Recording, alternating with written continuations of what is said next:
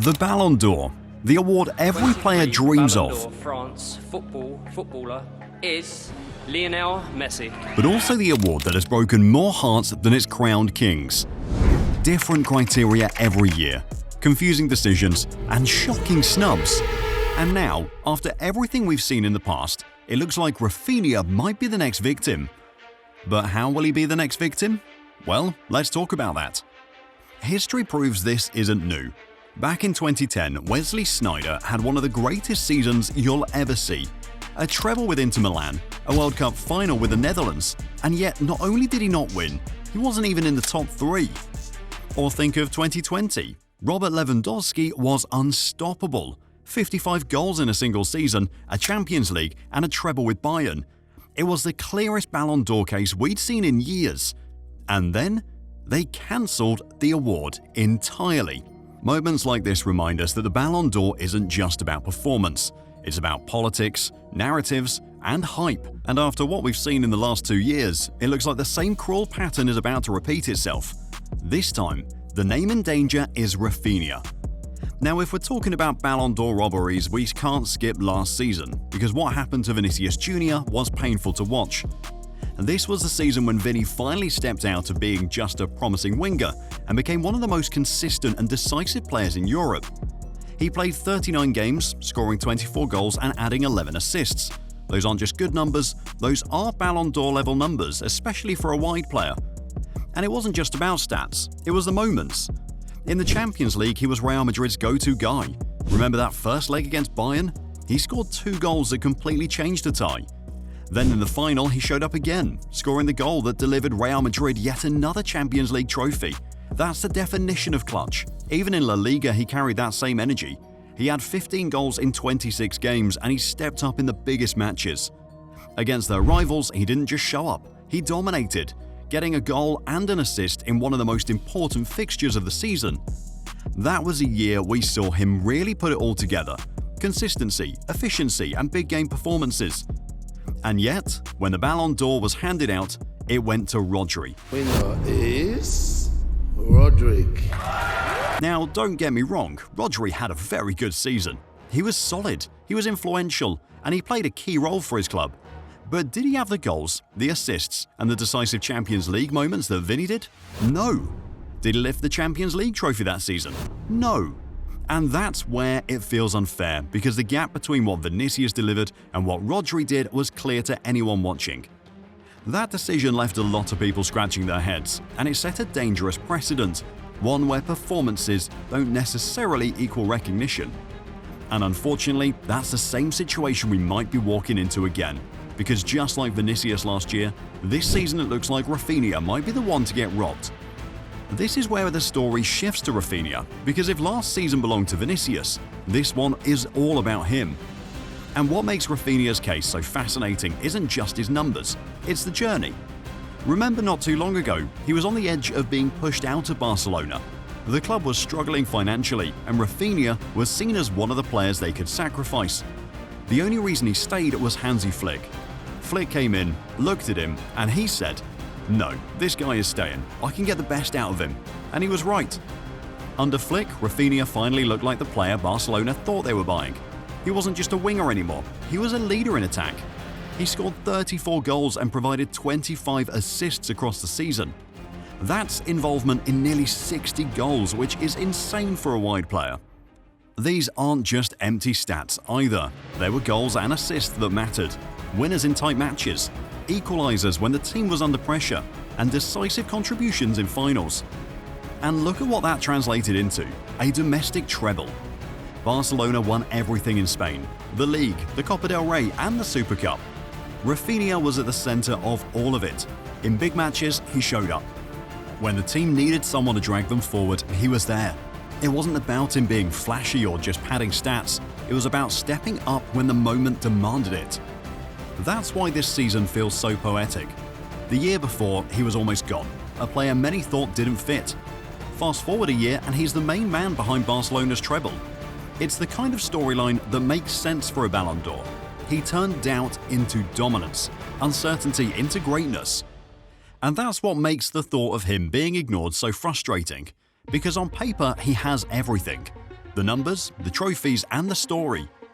Usually that's the perfect combination, but with the way the Ballon d'Or has been handled recently, you can't shake the feeling that, despite all this, Raphinha might not get the recognition he deserves. And here's the scary part, we've seen this before. We saw it with Vinicius last season.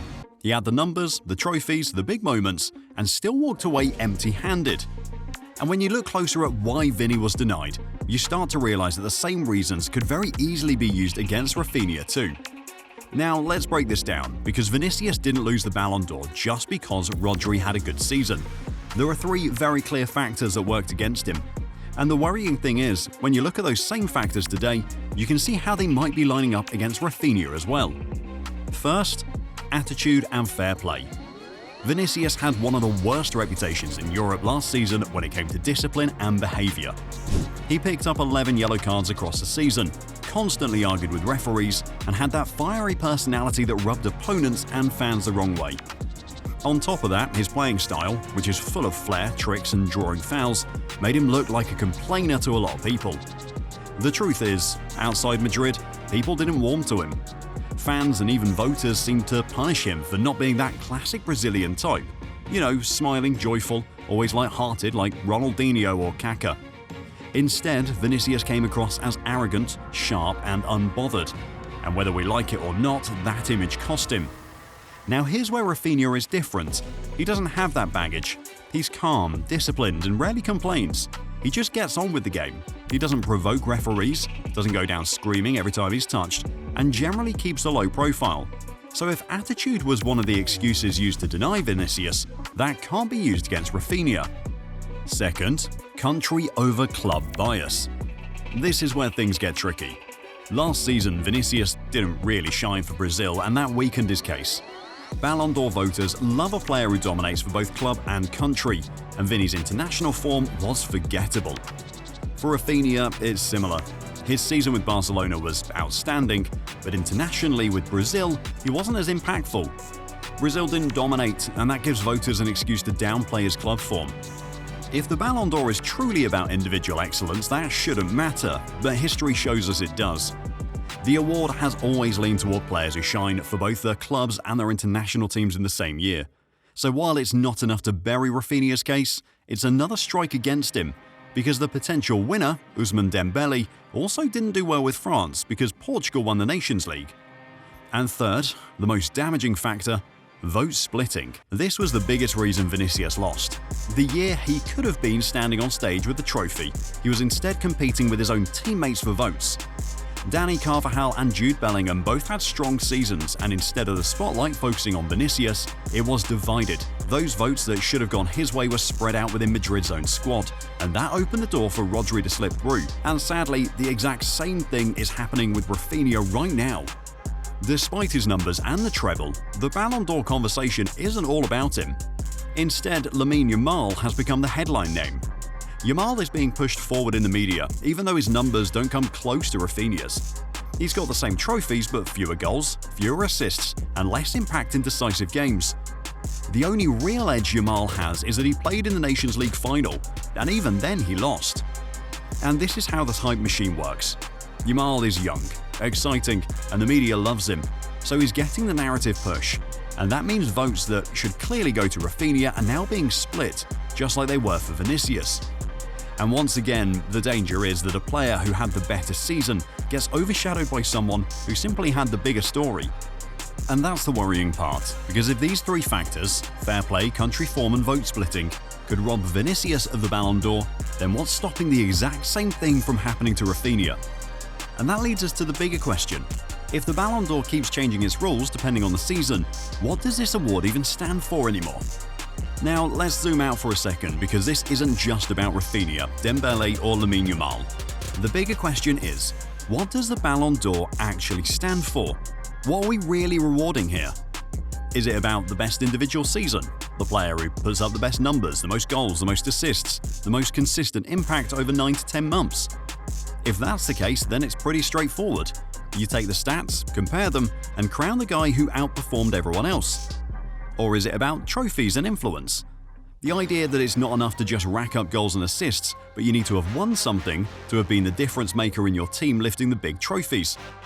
That's why in the past, players like Modric in 2018 got recognition, not because he was outscoring Ronaldo or Messi, but because he led Croatia to a World Cup final and was instrumental for Real Madrid in the Champions League.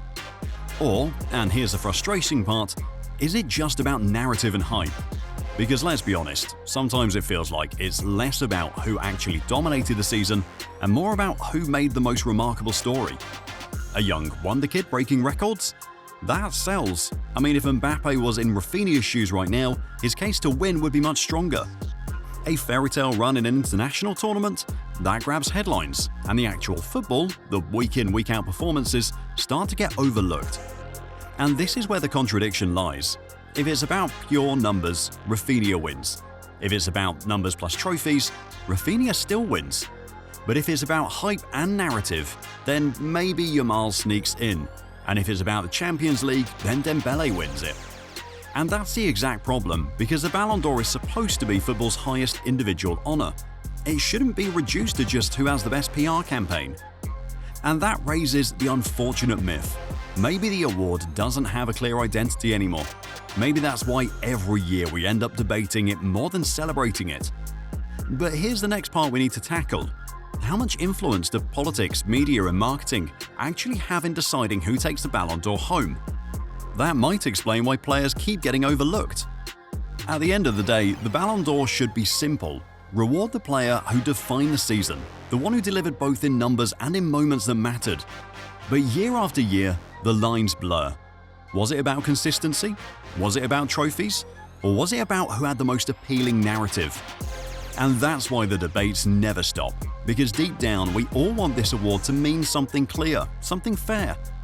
Instead, it keeps drifting between recognition of greatness and recognition of hype. So whether you think Raphinha is getting robbed, or you believe Yamal deserved it, or you think Dembele has done more because he won the Champions League, the real issue is bigger than either of them. The Ballon d'Or has lost its identity, and until that gets fixed, we'll keep having the same conversation, not about who won, but about who should have won. And honestly, that's the saddest part. Because when the spotlight is on football's highest honour, we shouldn't be arguing about politics and narratives. We should just be celebrating greatness. But what do you think? Is Raphinha being snubbed? And do you think that if Mbappe was in Raphinha's shoes, would we see him win the Ballon d'Or ahead of Dembele or Yamal? Well, let me know in the comments, and don't forget to subscribe to the channel. Thank you.